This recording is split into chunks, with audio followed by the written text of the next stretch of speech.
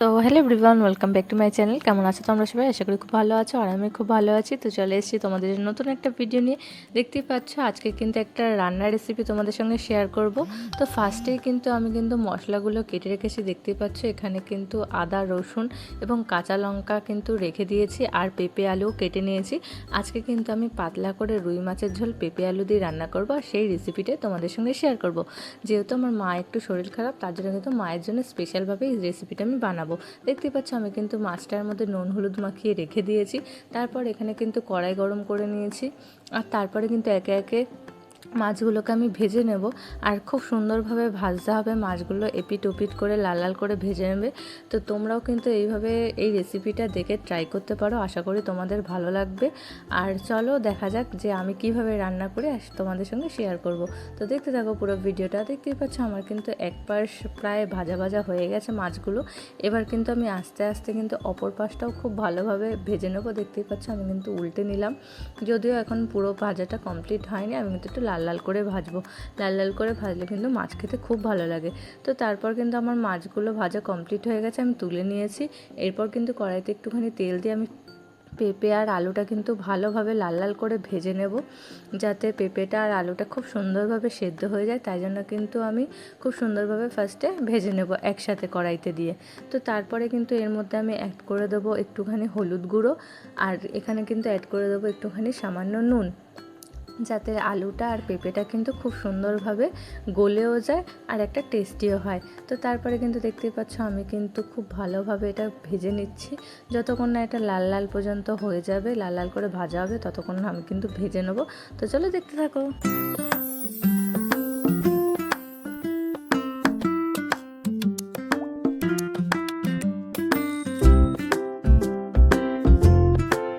তো বন্ধুরা দেখতেই পেলে আমার কিন্তু পেঁপে আর আলু ভালোগুলো খুব লাল লাল করে খুব সুন্দরভাবে ভাজা হয়ে গেছে, আর আমি কিন্তু একটা পাত্রে এখন তুলে নিচ্ছি।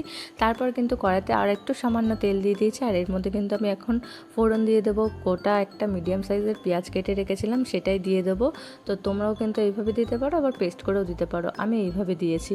তো তারপরে এই লাল লাল করে পেঁয়াজটাও কিন্তু খুব ভালোভাবে ভেজে নিতে হবে। চলো দেখতে থাকো পুরো ভিডিওটা, আশা করি তোমাদের ভিডিওটা এবং রেসিপিটা দুটোই খুব ভালো লাগবে।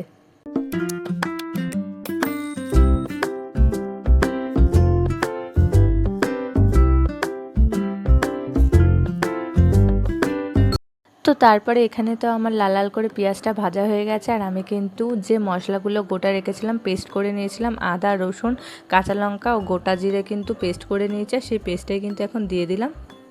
আর এটা ততক্ষণ ভেজে নেবো যতক্ষণ না আদা রসুনের কাঁচা গন্ধটা চলে যায়, ততক্ষণ অবধি আমি কিন্তু এটা খুব সুন্দর করে ভেজে নেব।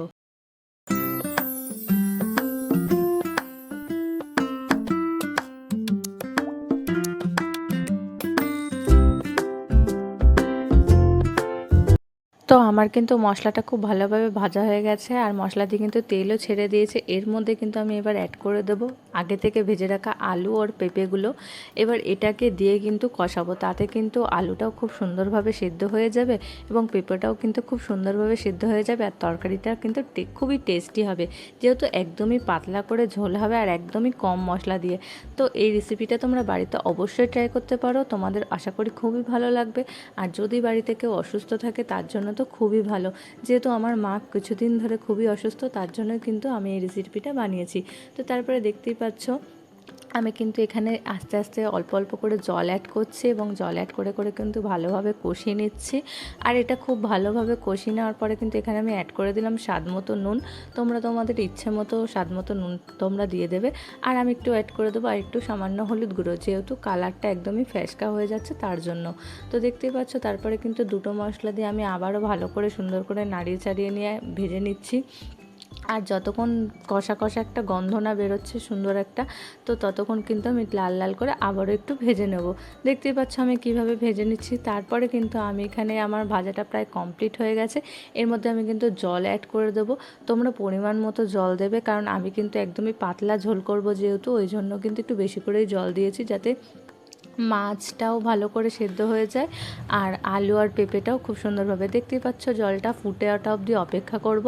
আর এখন কিন্তু জলটা প্রায় ফুটে গেছে আর এক এক করে কিন্তু মাছটা আমি ছেড়ে দিচ্ছি তরকারির মধ্যে। দেখতে পাচ্ছ একদমই কিন্তু আস্তে আস্তে ছাড়বে, নাহলে কিন্তু মাছটা যেহেতু জ্যান্ত মাছ ভেঙে যাবে, তার জন্য কিন্তু আমি একদমই আস্তে আস্তে করে ছেড়ে দিলাম প্রতিটা মাছ। দিয়ে কিন্তু আমি একটুখানি ঢাকা দিয়ে রেখে দেবো হওয়ার জন্য।